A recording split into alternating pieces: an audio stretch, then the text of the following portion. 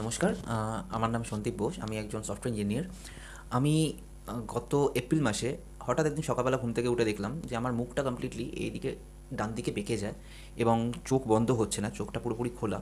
এবং খাবার খেতে গেলে খাবার মুখের এপাশ দিয়ে বেরিয়ে আসছে, জল বেরিয়ে আসছে এবং কথা বলতে কথা পুরো জড়িয়ে যাচ্ছে। তো সেই সময় কালীন আমার ওয়াইফের একটা ট্রিটমেন্ট চলছিল, ওর কানের একটা সমস্যা ট্রিটমেন্ট চলছিল, তো আমি স্যারের কাছে ওকে দেখাচ্ছিলাম। তো ইমিডিয়েটলি সকালবেলায় স্যারকে ফোন করে আমরা অ্যাপয়েন্টমেন্ট নিয়ে চলে আসি স্যারের কাছে। এসে জানতে পারি যে আমার বেলস প্যালসি হয়েছে, মুখের বাঁ দিকটা পুরো প্যারালাইজড হয়ে গেছিলো, বাঁ পুরো দিকে ঘুরে গেছিলো এদিকে। তো স্যারের কাছে ট্রিটমেন্ট চলে আমার, এখনও চলছে, আজকেও এসেছি স্যারের কাছে দেখাতে। সেই থেকে এখন অবধি এটা আরডি সেন্টারে, ইএনটি সেন্টারে। এবং আজকে আমাকে দেখে যেটা বোঝা যাচ্ছে সেটা গত 2 সপ্তাহ ধরে আমার এই সেম কন্ডিশনে আছে। আমার আইব্রো আমি এখন একটা দিকে পিক করতে পারছি, এটা কাজ করছে, প্লাস মুখ অনেকটাই স্ট্রেট, 99% আমার ফেসিয়াল মাসেলস কাজ করছে। তো এই জায়গাতে আসতে আমার যে মেডিকেশনসগুলো দরকার ছিল, স্যারের দেখানোর যে এক্সারসাইজগুলো ছিল, সেগুলো সবটাই আমি ফলো করেছি।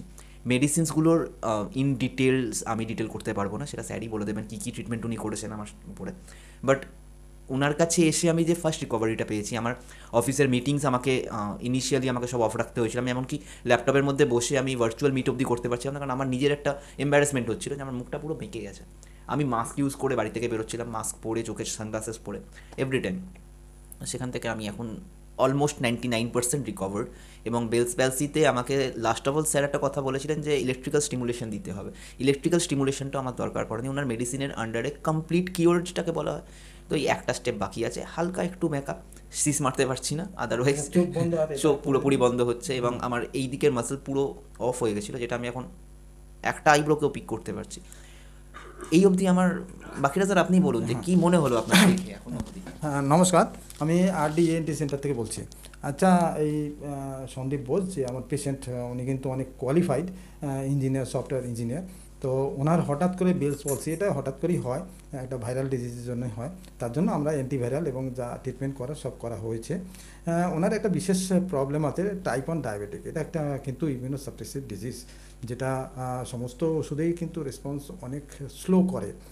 যেটা আমরা অনেক তাড়াতাড়ি হয়তো রিকভার করার কথা ছিল, সেটা ডিলে হয়েছে। কিন্তু সৌভাগ্যবশত ওনাকে আমি সেকেন্ড বার দেখার পরে ও বলেছিলাম যে ইলেকট্রিক্যাল স্টিমুলেশন দিলে ভালো হয়, আর একটু তাড়াতাড়ি হতে পারে, তাহলে অফিস টফিস তাড়াতাড়ি করতে পারবেন।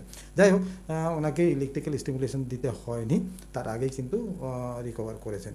অ্যাট প্রেজেন্ট জাস্ট একটুখানি ডেভিয়েশন, ফোর্সফুল এ করলেই একমাত্র ফেসিয়াল হচ্ছে, মানে গ্রেড 1-এ চলে এসছে। পুরোপুরিটাই রিকভার করে গেছে। এখন আমি কিছু চিকিৎসা এখনও দেবো আর কি, যেটা কোনো কিছুই না বলা যায়, কিছু ভিটামিনস এবং আমাদের শরীরে দরকারি কিছু জিনিস মাসল পাওয়ারকে ঠিকঠাক রাখার জন্য। আর ইমিউনো সাপ্রেসিভ, সেই জন্য একটু ইমিউনো স্টিমুলেন্ট ওষুধ দেওয়া।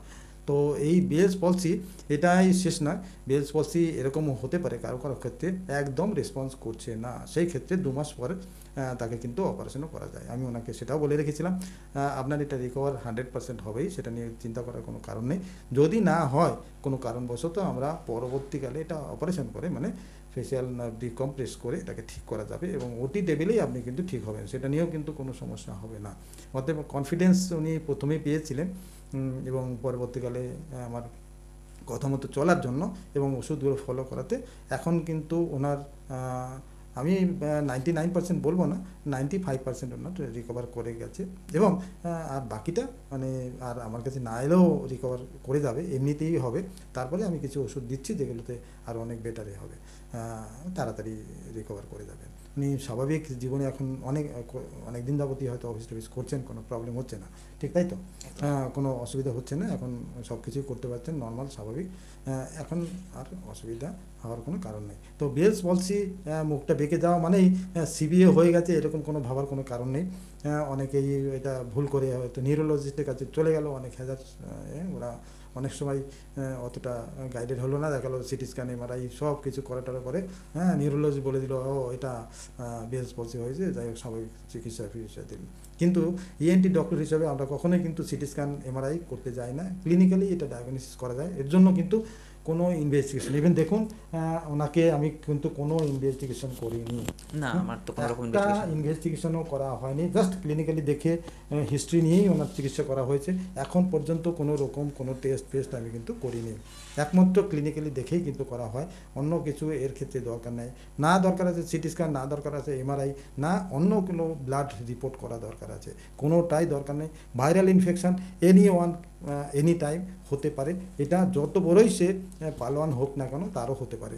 তো এর জন্য কোনো রকম ইনভেস্টিগেশন করে অযথা পেশেন্টকে খরচা করে কোনো বেসিক্যালি ডক্টরের কোনো লাভ নেই।